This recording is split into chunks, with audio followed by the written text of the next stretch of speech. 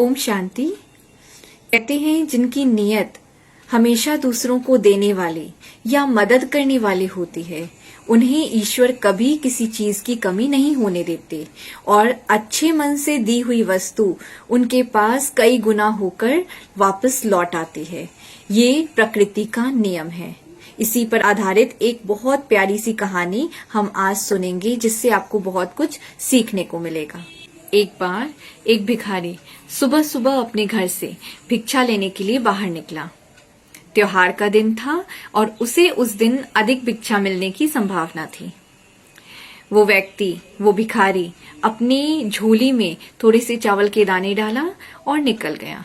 उसने चावल के दाने से अपनी झोली को इसलिए भर दिया क्योंकि भरी हुई झोली देखकर लोगों को भिक्षा देने में आसानी हो। सभी समझें कि इन्हें पहले से ही किसी ने कुछ दिया है। सूरज निकलने को था और अभी लोग जाग ही रहे थे। इस प्रकार मार्ग में आगे बढ़ते ही उसे राजा का रथ आता हुआ नजर आता है। वह सोचता है, आज मुझे राजा से अच्छी भिक्षा मिल जाएगी। राजा का रथ उसके सामने आता है और वो अपने भाग्य के प्रति बहुत खुश होता है। सोचता है, धन्य है मेरा भाग्य, आज स्वयं राजा से मुझे भिक्षा मिलेगी। आज तक मैं राजा से भिक्षा नहीं मांग पाया क्योंकि द्वारपाल बाहर से ही लौटा देते हैं। आज स्वयं राजा मेरे सामने आ रहे हैं। भिखारी ये सारी बातें सोच ही रहा होता है कि अचानक राजा उसके सामने एक याचक की भांति खड़े होकर उससे भिक्षा देने की मांग करने लगते हैं। राजा बताता है कि आज देश पर बहुत बड़ा संकट आ चुका है और इससे उभरने के लिए मुझे ज्योतिषियों ने कहा है कि यदि मैं अपना सब कुछ त्याग करके भिक्षा ग्रहण करके लाता हूं तो इस देश का संकट टल सकता है। इतने में राजा उसे ये भी बताता है कि आप मुझे आज पहले व्यक्ति मिले हो, इसलिए मैं आपसे भिक्षा की मांग कर रहा हूं। यदि आप मुझे कुछ भी भिक्षा में दे देते हैं तो फिर इस देश का संकट टल सकता है। आप मुझे भिक्षा में कुछ भी दे दो। अब भिखारी तो सारा जीवन मांगते ही आया था, कभी उसका हाथ किसी को कुछ देने के लिए आगे बढ़ा ही नहीं था। वो सोच में पड़ गया कि ये कैसा समय आज आ गया है कि भिखारी से ही भिक्षा मांगी जा रही है और मना भी नहीं कर सकता।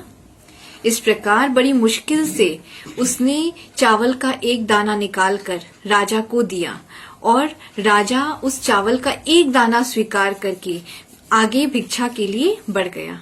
सबने आगे बढ़ बढ़कर उस राजा को भिक्षा दी, परंतु भिखारी को चावल के एक दाने के जाने का भी गम सताने लगा।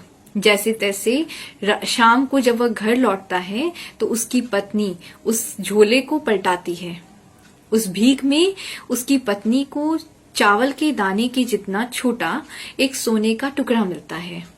तो वो ये बात भिखारी को बताती है। भिखारी ये बात सुनकर अपनी छाती पीटने लगता है।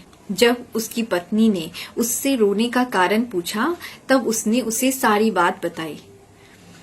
उसकी पत्नी ने उसे कहा कि तुम्हें पता नहीं कि जो दान हम देते हैं वही हमारे लिए स्वर्ण है। बाकी जो भी चीजें हम मांग कर लेकर इकट्ठी करते हैं वो सब तो मिट्टी बन जाती है।